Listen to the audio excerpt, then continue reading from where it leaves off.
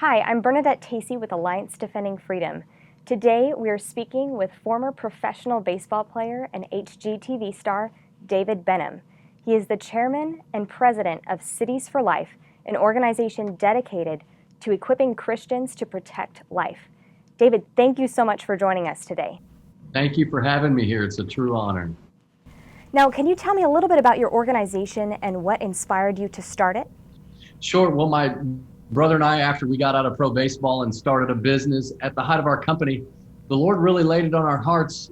What are you doing for the least of these in the city? And we knew that in Charlotte, North Carolina, there were 3 abortion facilities. So we felt the Lord wanted us to bring biography to the theology of Luke chapter 10, which is the parable of the Good Samaritan who didn't walk by on the other side of the person that was robbed, beaten, and left for dead, but actually went down into the ditch and bandaged the wound and placed oil on him, took him to an inn, paid for him, and said, I'll follow up. So we felt like, you know what, we need to create a ministry called Cities for Life. And this was in 2010. And so we began to put together a sidewalk volunteer effort of sidewalk missionaries and counselors that would then counsel these mothers that feel like abortion was their only option, and then plug them into what we call the Life Network, which was a network of life-affirming ministries across our city. And next thing you know, it began to grow exponentially, and over 5,000 mothers have chosen life since we started with Cities for Life. And then, of course, out of that came Love Life, which was a prayer movement where churches would begin to mobilize and do prayer out at the abortion facility. And then as a result of that, 300 mentor families we've put together. And so when a mother chooses life with the Cities for Life sidewalk counselors, they then get plugged into the Love Life Mentor Network. And it has been amazing. Wonderful. Well, thank you so much for sharing. Now, we do want to hear about your case. So back in April of 2020, police cited and arrested members of both Cities for Life and Love Life for engaging in peaceful prayer and sidewalk counseling just outside of abortion facilities in Charlotte. So can you tell us what happened? Yeah, well, I was enjoying a rather peaceful Saturday morning. The governor had just made an ordinance or a proclamation that because of COVID, that there were only certain businesses that were essential, and abortion clinics were considered essential. And inside the provisions, or inside the ordinance, was several provisions for nonprofit ministries, and ours is a 501c3 federally recognized public nonprofit. And so we fell within those guidelines. So we continue to do sidewalk counseling, but we went a step further. We only pared down to 3 sidewalk counselors and kept them socially distanced and had hand sanitizer. So on that Saturday morning, I was drinking coffee with my wife, and I got a phone call from a friend saying, hey, there's a whole bunch of police officers down at the abortion facility. They're threatening to make arrests to the Cities for Life sidewalk counselors and to some of the Love Life people that are praying. And I was like, what? How could that happen? So I went down there, and as soon as I got out of my truck, I looked to the left where the abortion facility was, and I saw 3 of our sidewalk counselors who were clearly socially distant. And I saw down the street, not even in front of the abortion facility, a couple people that were praying, and that was it. And outside of that, it was like 12 to 15 officers. And so as soon as I got out of my truck, the officers said, Mr. Benham, you need to leave. They knew exactly who I was. And I said, well, first of all, I don't need to leave. I've got social distancing, and I'm here representing, as the chairman of the board, Cities for Life. We are deemed essential inside the provisions of this ordinance, so you can't tell me to leave. But secondly, even if we weren't considered essential inside the provisions, there's not more than 10 people, and we're socially distanced. And so anyway, they said, no, sir, I'm sorry, you're leading a protest. They said to me a couple of times, you're leading a protest. I'm like, no, I'm not. And they said, well, based on how many people are here, we're going to make an arrest. And I said, this is a lie. And I put it on video. I had my son videoing because I kind of thought something might go down. I'd never been arrested before, and I was hoping I wouldn't get arrested.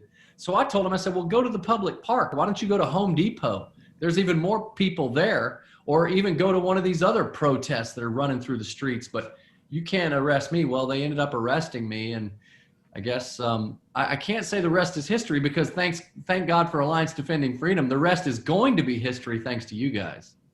Well, thank you so much for standing up for life. Now tell us why it's so important for you to file this lawsuit against the city. Well, I'll tell you, Edmund Burke said the only thing necessary for evil to prevail is for good people to do nothing and good men to do nothing. And I felt compelled in my heart, as I was being arrested. I mean, my hands were being cuffed behind my back. And like I said, I'd never been arrested before. And I was put into the police car. And I was right across from where the police car was. There was one of our sidewalk counselors counseling this mother who chose life and went onto our mobile pregnancy unit, our mobile ultrasound unit, and chose life, and didn't just choose life for her child. She accepted the Lord into her heart. And we had two mothers that day. And so while I was watching this, I was thinking, you know what? If we don't stand up to this, to what's happening to me, then we're not going to have the freedom to be giving life and choices to these mothers. And so I knew right out of the gate, as a matter of fact, while they were taking my mugshot, I was thinking, as soon as I get my cell phone back, I'm calling ADF. I had a couple of the guys, I even had Mike Ferris on speed dial. And I was like, guys, look, here's what went down. And I mean, within minutes, there was a conference call and they looped me in with my dad and my son. And because they happened to get arrested the same day, just after I went down. So it was so important to us because I feel like we're not going to have these freedoms if we don't fight for them now. And so that's why I said, okay, ADF, let's go. Let's step into this ring and let's win this thing. Wonderful. Well, thank you, David. I do have one last question for you. Every year, hundreds of thousands of people march for life in Washington, D.C. And this year, the theme is Together Strong, Life Unites. And even though this year's march has gone virtual, what message do you have for supporters out there? Well, I'll tell you, now is our time. There's a couple of things. Number one, we don't fight for victory. We fight from it. The Christ that's inside of us has already won the victory. And what he tells us, he specifically says this, whatever you've done for the least of these, you've done unto me. We need to come together as the body of Christ for the least of these. And there's no more least of these than the unborn, the vulnerable unborn. And so we are going to win. We ultimately see in the end that we win in the end times. But right now, we are winning just in our little city of Charlotte. Since we started both Cities for Life and Love Life, almost 5,500 mothers have chosen life. And you know what? They don't just choose life and we leave them alone. We follow up with them. And do you know that's happening all over cities in America? We launched a Love Life initiative that's beginning. The sidewalk missionaries are beginning to go all over the country. And there's various other ministries that are doing the same thing. And it is so exciting to watch. So right now we need to unite together and go ahead and just seal this victory and give these mothers who've been robbed, beaten, and left for dead in a ditch, according to Luke chapter 10, we need to give them life-affirming solutions. Well, thank you so much, David, for your passion and for your leadership. Thank you so much. Appreciate you. And for more information about David's case, visit our website on adflegal.org.